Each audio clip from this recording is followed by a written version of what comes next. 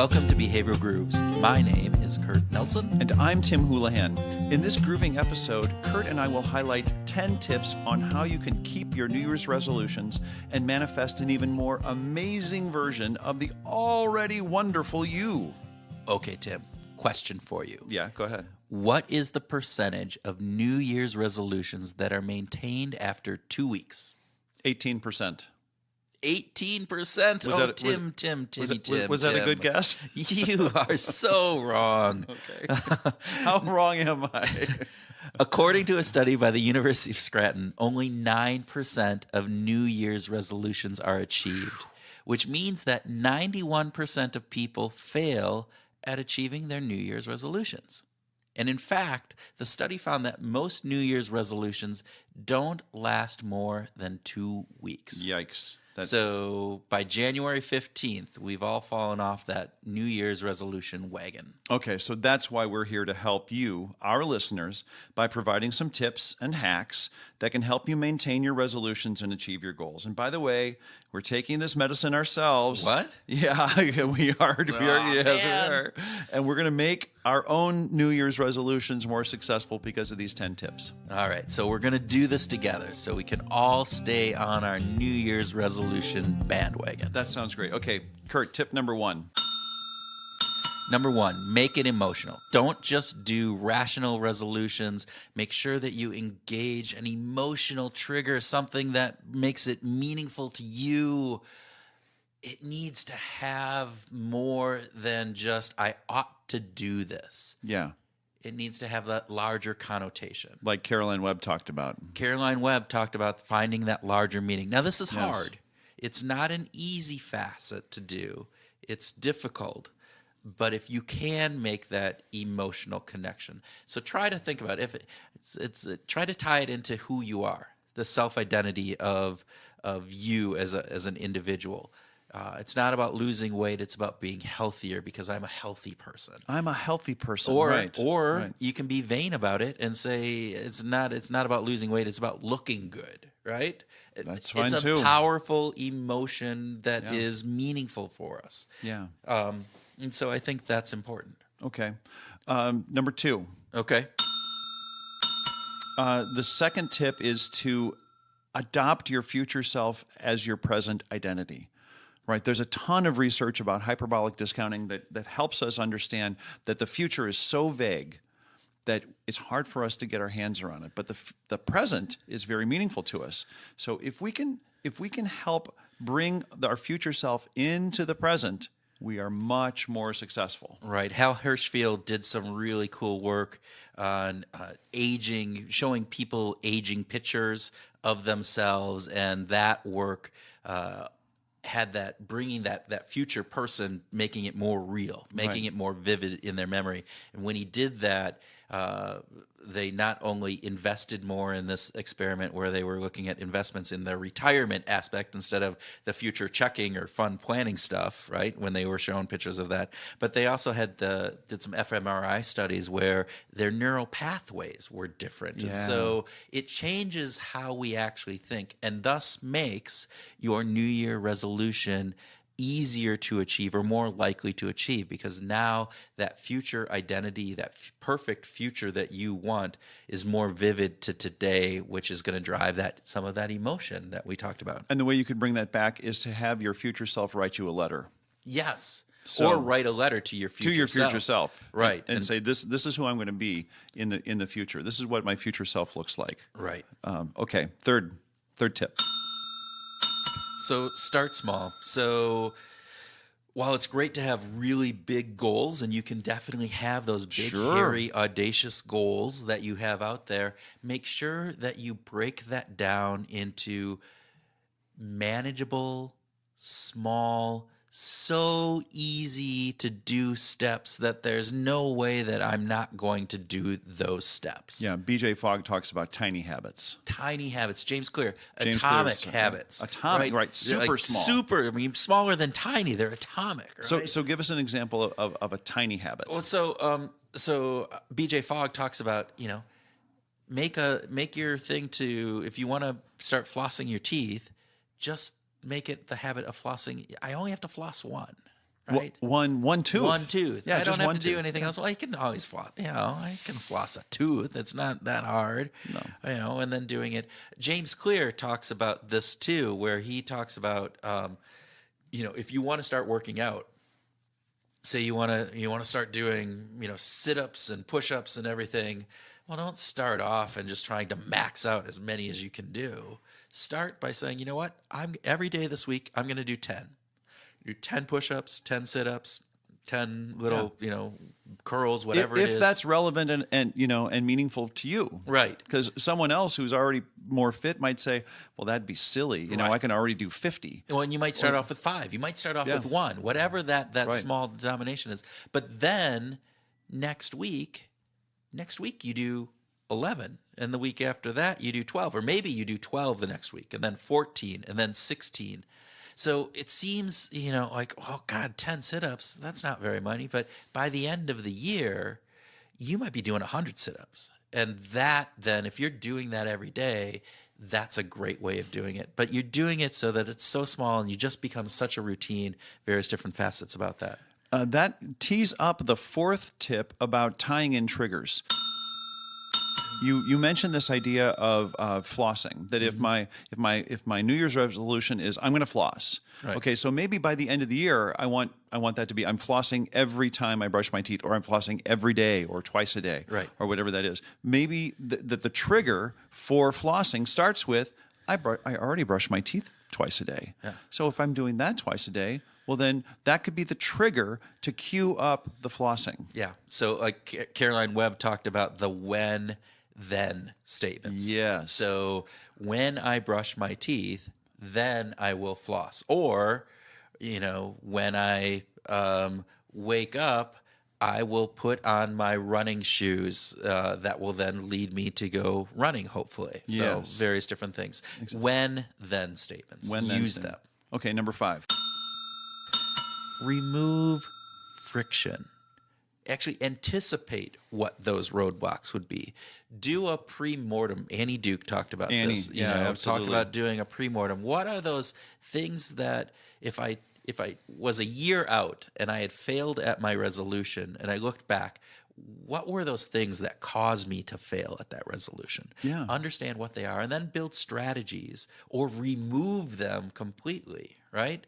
It's the Oreos in the basement component that we've talked about before. Love that. Right? Love that. Look, I don't want to. Let's remove that temptation. Make it frictionless. So as much as Make possible, achieving frictionless. make achieving your objective. Add friction to the Oreos. That's a very good point. Add friction to those things that you don't want to be doing. Reduce friction from those things that you do want to be doing. Absolutely. Okay, number 6 is to enlist social support. Wow, we are tribal. And so we rely on all kinds of support from our community. And there's a couple of different levels on which you can get support. Right. Right? We can start with the cheerleader. Right. So you want somebody to be there that's going to be supporting you, cheering you on, giving you that pep talk when you're going, it's raining outside. I don't want to go out and do my jog. But and they're going, come on, you got to do it. But we also need a coach from time to time. You need a coach. What's a coach do? The coach is going to be there to say, maybe you could think about it a different way. Maybe you could think about achieving this more effortlessly if you did this. Or when I was doing this is how. Even it's better. that bringing that wisdom of already being there and different things. And then I think one of the key facets that your social support network brings is this accountability, that referee, the person who you have to answer to. Yeah. And they're going to hold you accountable and say, you know what? You said you were going to exercise 3 times a week. And now you're telling me that you only did it once last week? And by the way, this person might not be your significant other or someone that close to you, right? That might not work. We've had that conversation. I asked my wife to do that for me on my dissertation, and she said, "No way. That you're just gonna be the nagging wife." Which was a really good choice. It was a really good choice. We're still married. That's right. But whoever you choose, you could reciprocate and be that person for them. Right. So Annie Duke, bringing her and the conversation we had with her, and talked about accountability groups and having those accountability groups, and know that these don't all have to be the same person. They can be different people acting different roles, or it could be one person acting in all roles, or it doesn't even have to be a person that you interact with every day. I did a workshop on change one time, and the woman talked about when she started her her exercise routine. She had a trainer, and the trainer forced her to post every day afterwards what she did in her workout. And soon she got this following of her friends. And so even though she doesn't use that trainer anymore, she has to post, because otherwise her friends are going, "Hey, it's 8 a.m. Are you okay? I haven't seen a post of your workout from Social proof. the day." That social component, holding her accountable, but also then being that support. "Hey, great job. Gosh, you guys, you're a inspiration for me," all these other things. And it was really people, she said, "I don't even know some of these people."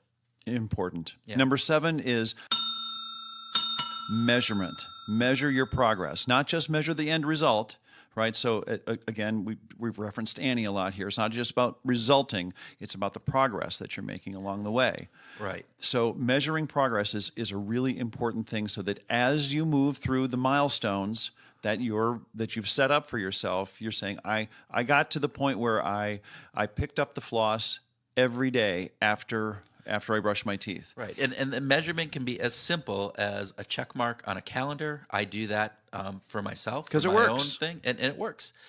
Or you can automate it. Fitbits, a variety of different other technological things. Great the apps. More that There's you apps that will track apps this. that will do that. And so the easier, again, reduce the friction on this, but make it simple, but make it meaningful, and make the measurement meaningful as well.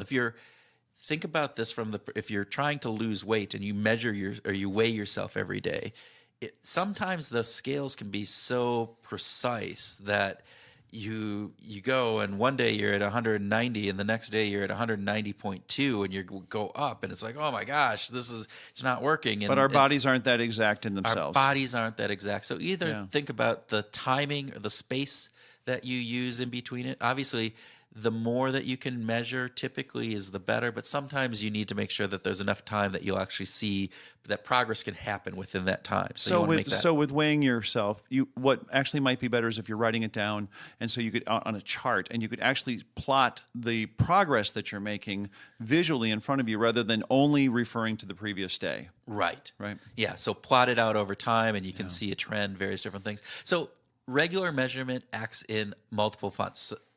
Different ways, right? Yeah. One, as a measure of your progress that we just talked about, but two, it can also indicate as an early warning sign that maybe what you're doing is wrong. So maybe that weight isn't going down over time, and not just a day or 2 days or even a week, but over a course of a month, if you're seeing something different or whatever it would be, so that you can then look and say, what am I doing wrong, or what do I need to change in order to achieve this goal? So you got, measuring your progress is a sign that you're not progressing. Yes. As different things. But 3, it could also act as a prime. Did you say prime? I did. Not that we Really? ever talk about primes. I don't even know how to spell prime.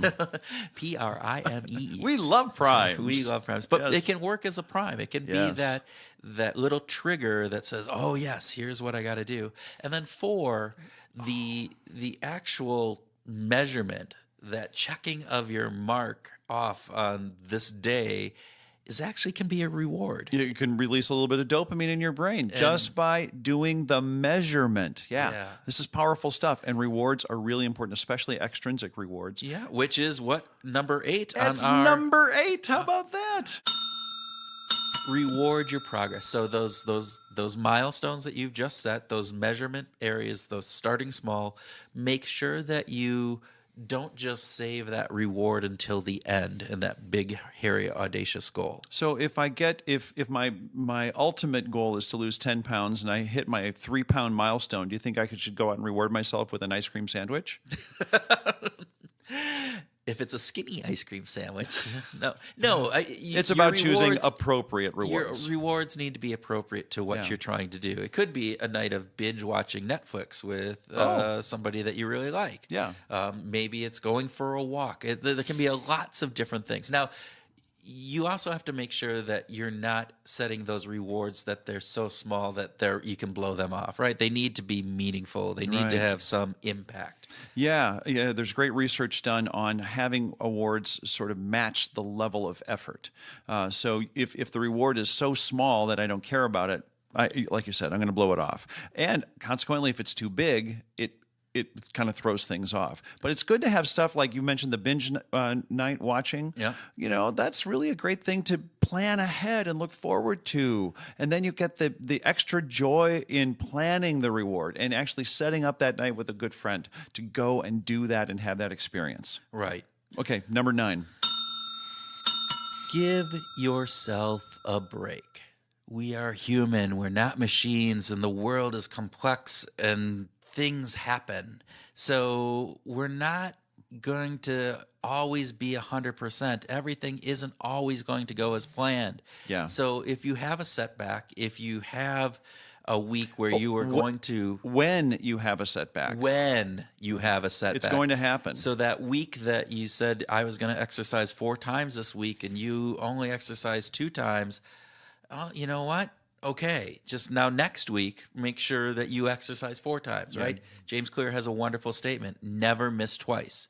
And I think it's really, really interesting because those setbacks that we have can often really demotivate us. And those demotivation then leads to greater demotivation. So you know what? You're out, you have a couple, you're at a party and oh my gosh, those brownies look great. And I eat 2 of them and I'm on my diet. Now I feel bad. Well, I might as well have a 3rd or a 4th. And then by then, the German chocolate cake's there. And oh, look, there's ice cream sundaes. And now I never have to worry about dieting tomorrow again. morning I'm going to have pancakes too because damn it, I'm already wrote this off. So.